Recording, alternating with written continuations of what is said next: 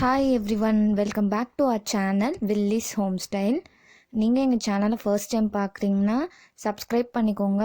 Subscribe பண்ணிவிட்டு பக்கத்தில் இருக்க பெல் ஐக்கானை மறக்காமல் ப்ரெஸ் பண்ணிக்கோங்க. அப்போ தான் இன்ஸ்டண்ட்டாக நாங்கள் போடுற வீடியோஸ்க்கு நோட்டிஃபிகேஷன் காட்டும்.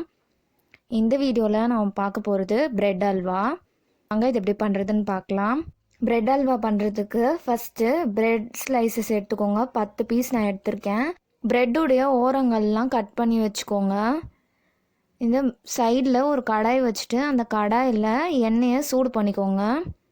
இப்போ நம்ம இந்த ப்ரெட்டெல்லாம் எண்ணெயில் பொரித்து எடுக்க போகிறோம். ப்ரெட்டு நல்லா கலர் மாறுற வரைக்கும் இதில் ஃப்ரை பண்ணிக்கணும்.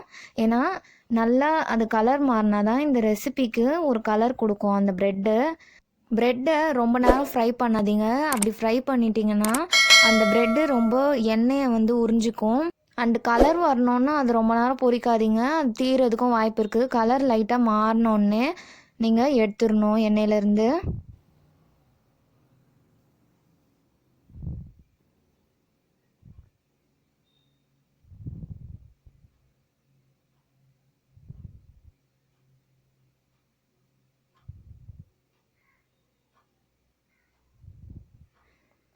இப்போ நாம் எடுத்து வச்ச ப்ரெட் எல்லாமே ஃப்ரை பண்ணி எடுத்துக்கிட்டோம். இப்போ அடுத்தது ஒரு கடாயில் நெய் 1 டீஸ்பூன் சேர்த்துட்டு இதில் நான் முந்திரி பருப்பு வறுத்து எடுத்துக்கிறேன். உங்களுக்கு வேணும்னா என்ன நட்ஸ் வேணாலும் நீங்கள் ஆட் பண்ணிக்கலாம். இப்போது இது வறுத்தாச்சு, நான் ஒரு பவுலில் எடுத்து வச்சுக்கிறேன்.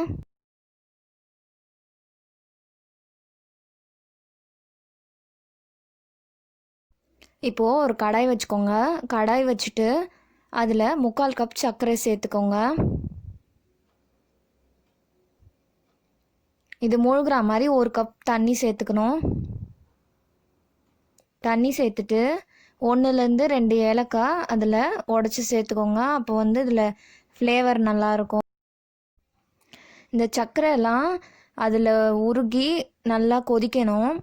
கொதித்ததுக்கப்புறமா இதில் நம்ம வறுத்து வச்சுருக்க ப்ரெட்டெல்லாம் ஒன்று ஒன்றா சேர்த்துக்கோங்க. சேர்த்துட்டு இந்த ப்ரெட்டெல்லாம் நல்லா அதில் அந்த தண்ணியில் மூழ்கிற மாதிரி இது நீங்கள் லைட்டாக உடச்சி விட்டுக்கோங்க. ரொம்ப உடைக்கக்கூடாது ப்ரெட்டை. அவ்வளோதான், ஒரு நிமிஷம் அப்படியே விட்டுருங்க. நல்லா ப்ரெட்டெல்லாம் மூழ்கி அதுவே சின்ன சின்ன பீசஸாக நல்லா உடஞ்சிரும். அதனால நீங்கள் அடிக்கடி கலர வேண்டாம். இப்போது நம்ம ஒரு 1/4 கிளாஸ் பால் இதில் சேர்த்துக்கலாம். சேர்த்துட்டு ஒரு வாட்டி மட்டும் லைட்டாக கலந்து விட்டுருங்க.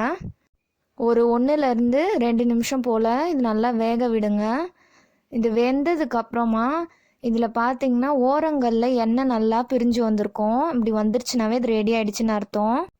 கடைசியாக இதில் 1 டீஸ்பூன் நெய் ஊற்றிக்கோங்க. நெய் ஊற்றிட்டு நம்ம வறுத்து வச்சுருக்க முந்திரி பருப்பை இது சேர்த்துட்டு நல்லா ஒரு வாட்டி கலந்து எடுத்துக்கலாம். அவ்வளோதான், இந்த ரெசிபி ரெடி ஆகிடுச்சு. 10 நிமிஷத்தில் இந்த அல்வாவை ரெடி பண்ணிடலாம். வீட்டில் ப்ரெட் இருந்தால் கண்டிப்பாக இந்த ஸ்வீட் செஞ்சிடலாம் ஈஸியாக.